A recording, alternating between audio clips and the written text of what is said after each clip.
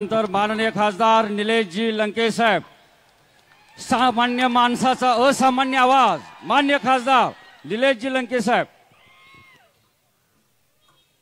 लोकनेते राजाराम बापू पाटील यांच्याबद्दल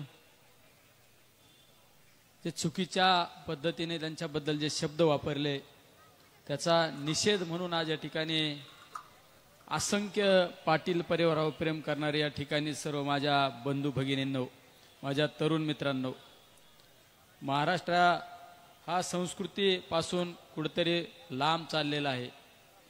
आज या ठिकाणी प्रत्येकाच्या भाषणामध्ये एक उद्रेक होता.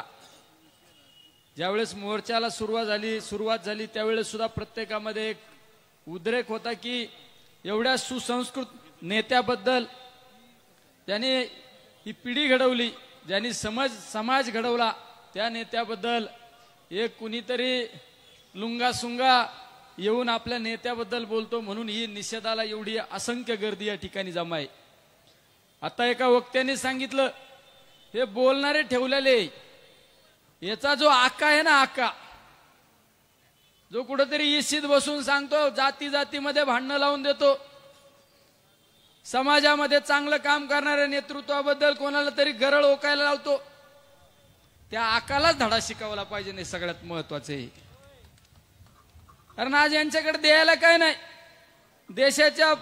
देशाची परिस्थिती पाहिली, राज्याची परिस्थिती पाहिली, लोकांना निवडणुकीमध्ये मोठमोठे आश्वासनं दिले, पण यांच्याकडे द्यायला काय नाही.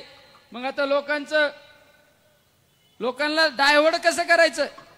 मग हिंदू मुस्लिम, अरे 2014च्या आधी सर्व समाज एकत्र येऊन सण उत्सव एकत्र साजरे करीत होते, आणि असं काय झालं अचानक?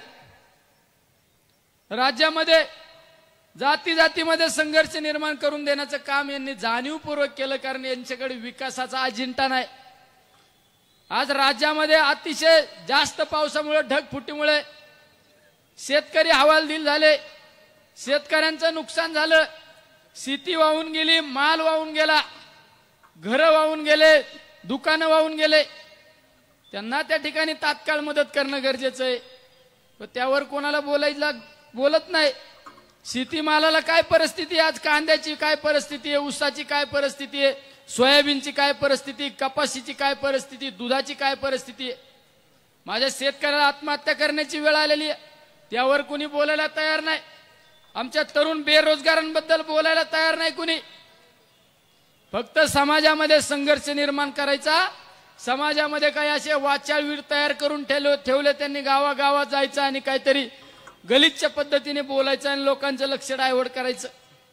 त्यामुळे त्यांना धडा शिकवण्याची वेळ आलेली आहे, धडा शिकवण्याची वेळ आलेली.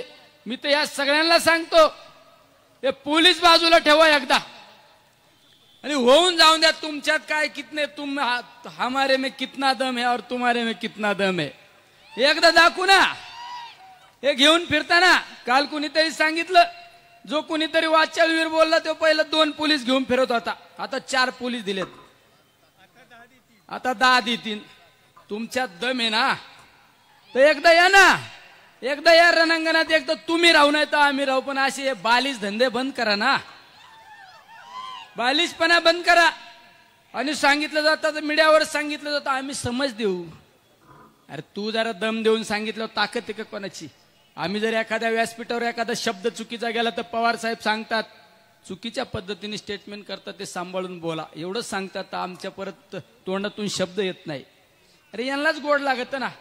आपल्या मराठी संस्कृतीत सांगितलं जातं, जो दुसऱ्यासाठी खड्डा खांदतो ना त्याला एक दिवस त्याच खड्ड्यात जावं लागतं. याला आहे ना, जो आका बसलेला आहे ना, त्याला त्या खड्ड्यात जावं लागतं. आनाजी पंत सगळा संघर्ष निर्माण करून दिला, सगळ्यांना बरोबर घ्यायची. एक दिवस हे सगळेच आहे ना, तुझ्या वार केल्याशिवाय राहणार नाही, हे सुद्धा तू लक्षात ठेव. सगळ्यात सांगतो महत्वाचा, हे मोरक्या आहे ना, मोरक्या. त्यामुळे आज या ठिकाणी ही फक्त थिनगी आहे. ही जयंत पाटलांबद्दल जे वक्तव्य केलं, राजाराम बापूंबद्दल जे वक्तव्य केलं नाही, हे फक्त थिनगी आहे, हे चिंगारी आहे.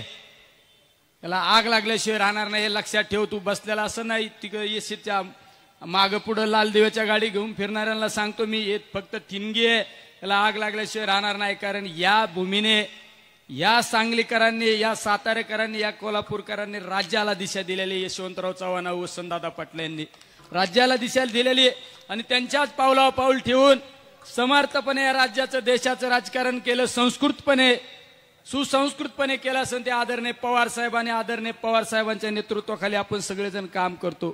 त्यामुळे तुम्ही जे वक्तव्य केलं त्याला तुम्हाला धडा शिकवल्याशिवाय जनता तुम्हाला स्वस्थ बसणार नाही हे तुम्हाला या ठिकाणी सांगतो. या ठिकाणी असंख्य जयंत पाटील साहेब असो किंवा आमच्या राजाराम बापू पाटलांबद्दल प्रेम करणारे असंख्य